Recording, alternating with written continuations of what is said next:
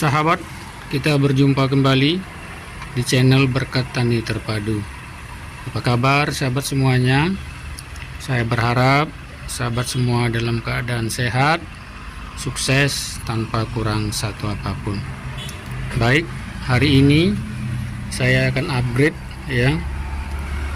kegiatan berkebun saya di lahan yang sangat terbatas, di rooftop ukuran 3 kali 5 meter. Ini saya manfaatkan, saya tanam jambu air, jambu madu Delhi. Di bawahnya saya manfaatkan tanam lidah buaya, tapi ada pelimbitnya ya. Terus itu ada jambu pokat masih kecil. Inilah sekilas ya, saya mau berbagi bagaimana kita tidak memiliki lahan yang luas, tapi kita masih bisa menghasilkan pangan ya, kemandirian pangan, setidaknya mengurangi belanja dapur ya. Nah, hari ini khusus saya mau review mengenai jambu air yang saya tanam di pot ya. Ini diameter potnya kurang lebih 60 cm ya. Potnya saya buat sendiri. Bawahnya itu dari bekas ban motor ya, saya potong, saya cor. Jadi itu jadi alasnya. Dindingnya ini adalah plastik mulsa untuk di lapangan itu ya. Saya lapisi dengan kawat ram ini. Nah, inilah jadi dindingnya ya. Nah, jambu madu adalah jenis jambu yang genjah atau mudah untuk dibuahkan. Nah, dengan label mudah itu tetap dengan label mudah dibuahkan, tetap dia punya syarat ya. Batangnya bagaimana pertumbuhannya ya, apakah sudah cukup besar. Karena terkadang sahabat semua ya, maaf untuk mengatakannya ya, kita mau cepat-cepat untuk berbuah tanaman yang kita budidayakan. Kalau tanamannya masih kecil, mau kita paksakan berbuah ya, tanamannya tidak akan sehat ya, dan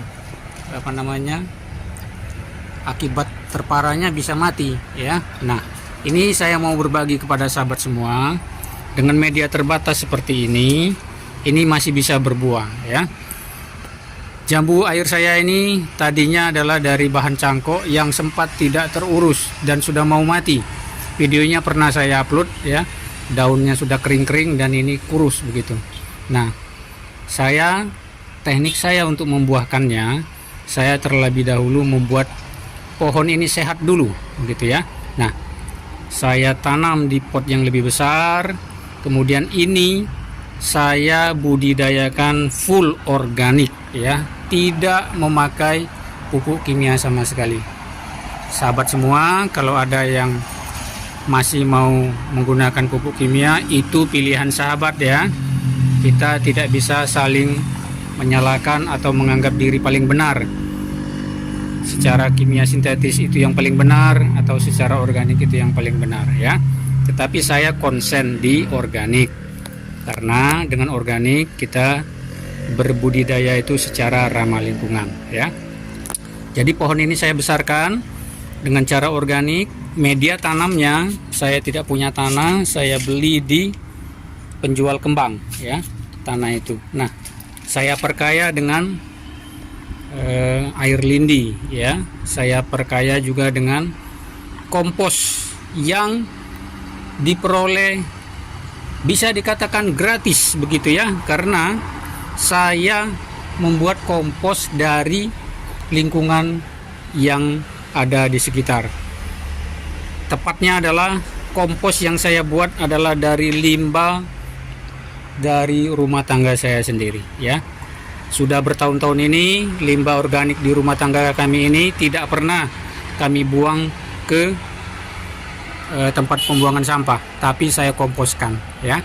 Nah, setelah jadi kompos, setelah dia matang, saya campurkan di media tanam ini. buktinya ya, tanaman saya bisa pulih dari stres dan batangnya semakin besar ya. Ini sudah lebih besar dari jempol saya ya, dan ini memang siap untuk dibuahkan ya. Nah, dengan pemberian kompos ini bukti nyata, tidak perlu kita macam-macam harus beli pupuk ini, harus beli pupuk itu. Tapi sekali lagi, bagi sahabat yang memang tidak sempat untuk mengompos ya, mau praktis beli pupuk kimia itu silakan ya. Itu tergantung bagaimana praktisnya kita begitu. Nah, kembali kalau saya olah murni secara organik. Nah, ketika tanaman saya sudah pulih dan saya lihat batang yang sudah besar, saya memakai teknik untuk membuahkannya ya. Saya lihat ini sudah kuat untuk dibuahkan, dengan catatan setelah dia berbuah nanti tanaman ini saya tetap mengharapkan ini berlanjut ya. Jadi dia buah berhenti, nanti berbuah lagi, terus sambung menyambung. Saya tidak mengharapkan tanaman saya ini hanya sekali berbuah kemudian stres dan mati, tidak ya. Nah, karena saya sudah mempersiapkan batangnya sehat, baru saya buahkan ya. Itu tadi ya, kita memberi pupuk kompos yang cukup. Media tanamnya adalah kunci. Kita buat media tanamnya bagus sehingga tanaman kita tumbuh dengan bagus. Setelah siap, saya pakai manajemen stres air ya. Jadi ini kemarin pada bulan Agustus yang lalu saya stres air untuk tanaman jambu madu saya ini. Rencana saya 5 hari, ternyata belum genap 5 hari ya, tepatnya adalah 4 hari kurang itu sudah turun hujan. Jadi saya tidak lagi lanjutkan stres airnya, saya siram ya. Saya menganggap stres airnya cukup, kemudian tiap hari saya siram karena hujan waktu itu hanya sekali itu saja ya, dan kita memasuki kemarau begitu ya. Tapi pada waktu hari keempat itu hujannya deras ya. Nah, saya anggap ini sudah selesai manajemen stres airnya. Saya siram, setiap siram itu sampai dengan jenuh ya, jadi menetes ke bawah.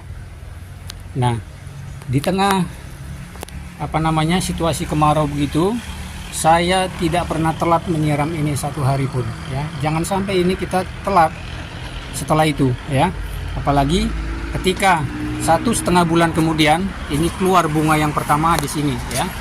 Nah, ini jangan sampai kita telat. Kalau telat ya bisa jadi gugur bunganya karena medianya kekeringan.